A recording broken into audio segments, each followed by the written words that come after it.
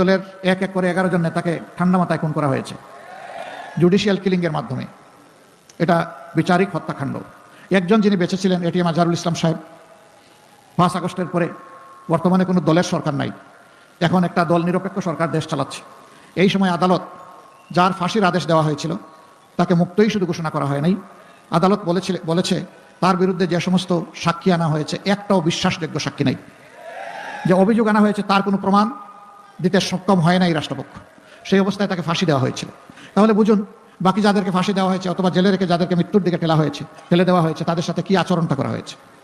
এই বৃহত্তর বরিশালের অহংকার, সারা বাংলাদেশের অহংকার, সারা বিশ্বব্যাপী মানুষ যাকে ভালোবাসে, বিশ্ববিখ্যাত মুফাসসির কোরআন আল্লামা দেলোয়ার হোসেন সাঈদীকে নির্মমভাবে হত্যা করা হয়েছে। প্রত্যেকটি হত্যাকাণ্ড এইরূপই ছিল।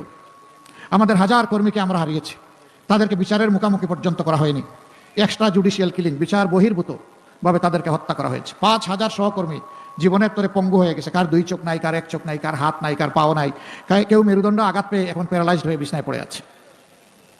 আমাদের অফিসগুলো 13.5 বছরে একটানা বন্ধ করে রাখা হয়েছিল, আমাদেরকে খুলতে দেওয়া হয়নি, 1 মিনিটের জন্য অফিসে যেতে পারিনি, কোনো অফিসে না। আমাদের কেন্দ্রীয় অফিস থেকে শুরু করে শাখা অফিস সবগুলোর একই অবস্থা। আমাদের নিবন্ধন বাতিল করে দেওয়া হলো অন্যায়ভাবে, প্রতীক কেড়ে নেওয়া হলো। শেষ পর্যন্ত দিশাহারা হয়ে আমাদের সংগঠনটাকেই নিষিদ্ধ করে দিল। শুধু আমরা না, ইসলামী ছাত্র শিবির সহ যত সংগঠন আমাদেরকে ভালোবাসে সবগুলো নিষিদ্ধ। এ ঘটনা ঘটেছে 1 আগস্ট। 5 আগস্ট স্বৈরাচারী সরকার বিদায় নিয়েছে। সম্মানিত ভাই ও বন্ধুগণ, এরপরে দেখেন একমাত্র দল যাদের নেতৃবৃন্দের ঘর বাড়ি বোলডোজার দিয়ে ভেঙে ছাই করে ফেলা হয়েছিল, হাজার হাজার কর্মীকে চাকরি থেকে বরখাস্ত করা হয়েছিল, সাসপেন্ড করা হয়েছিল।